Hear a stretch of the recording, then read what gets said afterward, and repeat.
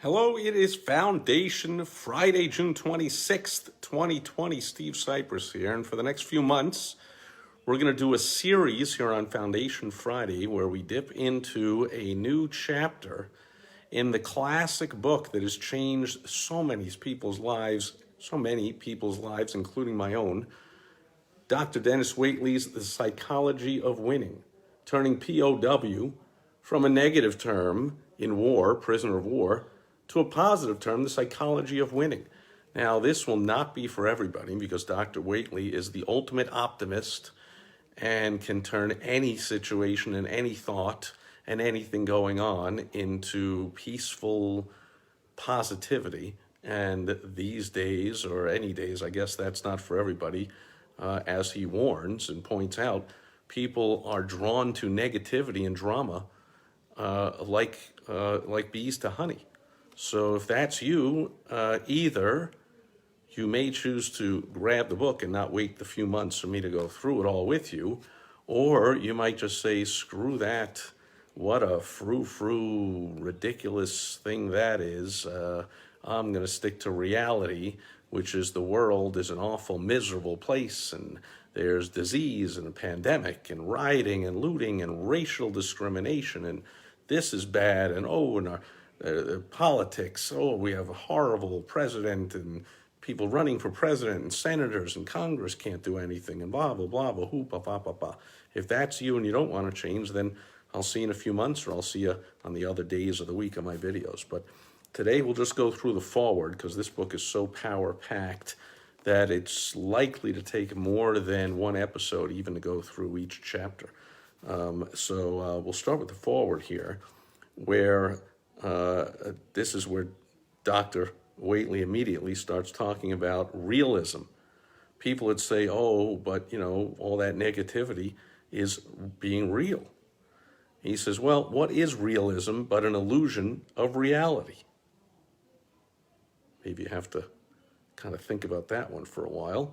But he points out that and this is 40 years ago, 1979 he wrote the book, over 40 years ago. He points out that investigative reporting has brought a new system of checks and balances. And I'd say that a few years ago, social media brought 100 times, 1,000 times new system of checks and balances. Now, I talk all the time to my clients, business owners, take those in the restaurant industry.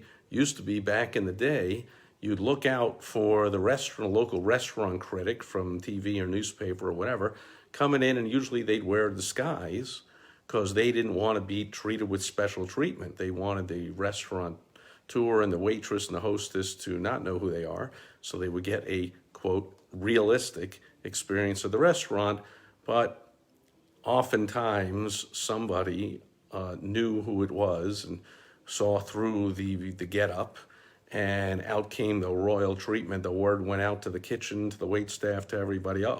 So-and-so is here from channel whatever, and let's serve him or her the best meal with the best service, the best timing, the best everything of all time, because we got to get a good review. Well, times have changed, haven't they? And thanks to social media, everybody is that restaurant critic.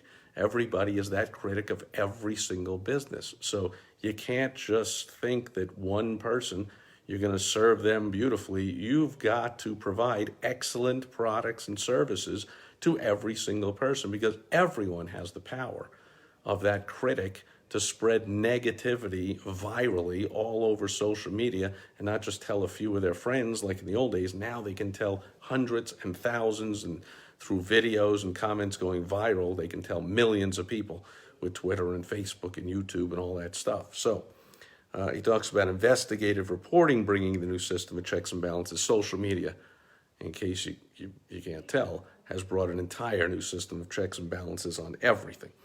And now social conscience is leading the nation. However, beyond the factual revelation of the ills of society in order that it might be improved, there is an alarming focus in every medium of human expression today on deviant behavior and the acts of a mentally deranged minority in the world. And that was written over 40 years ago. True, possibly more true today, that there's an alarming focus in every single medium, TV, radio, newspapers, whatever those are, social media. There's an alarming focus on deviant behavior and the acts of a mentally deranged minority. So powerful and frequent are the slick, dramatic portrayals of the most revolting human biographies that society is methodically being transformed by example, by watching the school shootings, the rioting, the looting, the nastiness going on, the cops killing unarmed people. Through seeing all this stuff, people are methodically being transformed into a working model for losers. And he'll describe it later on, and we'll talk about it next week. But that's, of course, the opposite of being a winner, is being a loser. So I'll just give you a little hint. It doesn't mean being some, poor person or whatever. It's a choice to be a loser instead of a winner.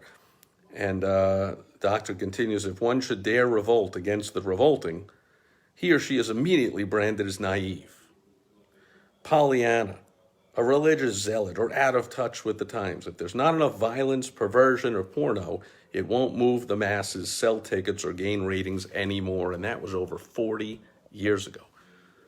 If social media were around, he would point out that your video has no chance of going viral. Almost no chance if it doesn't have that negativity. Very rarely does the positive anything go viral. For me, since life is a brief journey, I will not waste it joining the thundering herd who worship the golden calf, the four-letter word, or some utopian cult approaching the 21st century, which we are now in, bored with all but the sensational, the morbid, and the sickening, as if the decay and destruction of ancient civilizations from social cancer served no purpose in history but to preview the ever-predictable losing cycle of coming human attractions. We do not have to be like the Egyptians, Mayans, Greeks, Romans, and have a rise and a fall. Life is a fantasy of our own imagination. It can be a living nightmare, or it can be a living miracle, a hell or a heaven on earth. For me, I prefer flowers over weeds, natural beauty over invented placebo. I'll pass on the substitute euphoria of pot, coke, uppers, downers for a walk near the tidal pools, a romp with kids and dogs, a sunset, a hang glide, or a 2-mile jog at dawn. I will always love and cherish life.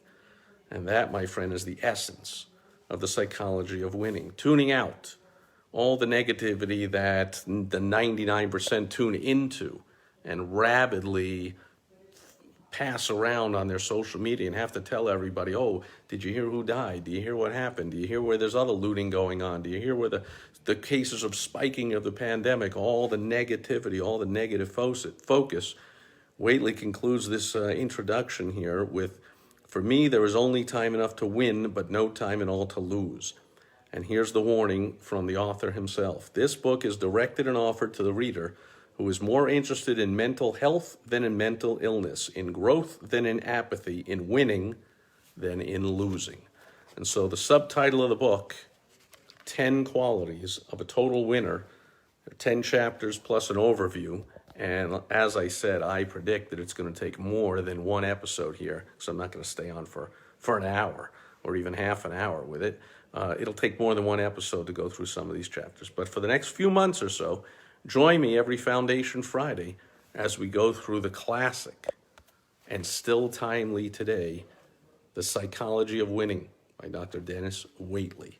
That'll do it for today's Foundation Friday. I'll catch you tomorrow, as always, giving you some marketing tips to make money with social media on Social Media Saturday. Thanks for joining me today, and I'll catch you tomorrow. Over and out. Bye-bye.